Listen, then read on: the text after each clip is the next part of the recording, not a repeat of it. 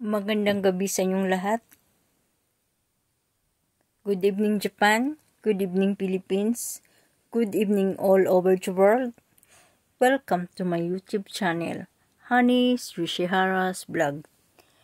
May share ako tungkol sa salita ni Papa God ba, sa kanyang banal na salita sa ikalawang Pedro 2:1. Ikalawang Pedro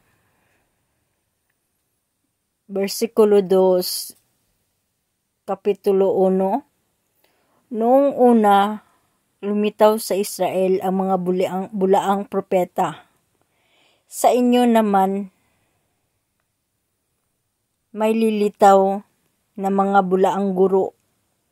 Gagamitan nila ng katusuhan ang pagtuturo ng mga aral na makasisira sa inyong pananampalataya. Itatakwil nila ang Panginoong nagligtas sa kanila, kaya't biglang darating sa kanila ang kapahamakan. Sinabi din ng Diyos sa ikalawang Pedro 2, kapitulo 4-5,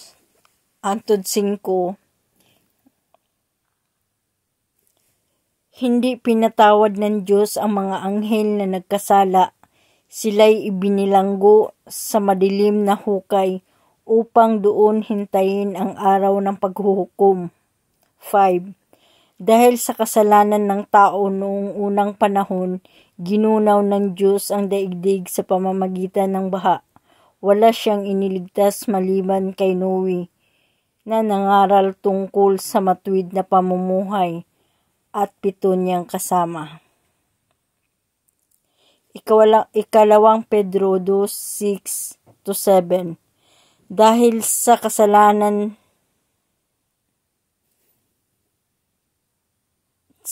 sinumpa at tinupok ng Diyos ang mga lungsod ng Sodoma at Gomora upang ipakita sa masasama ang kanilang kasasapitan.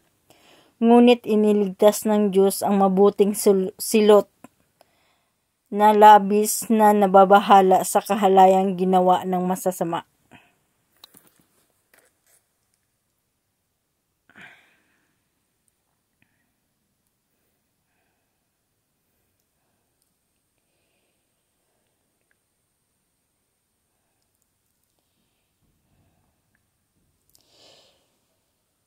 Unang Pedro 3:17.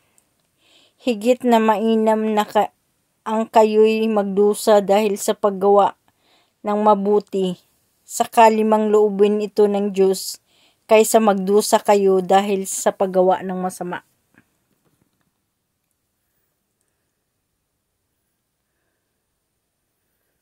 Sana may kunting kayong natutunan tungkol sa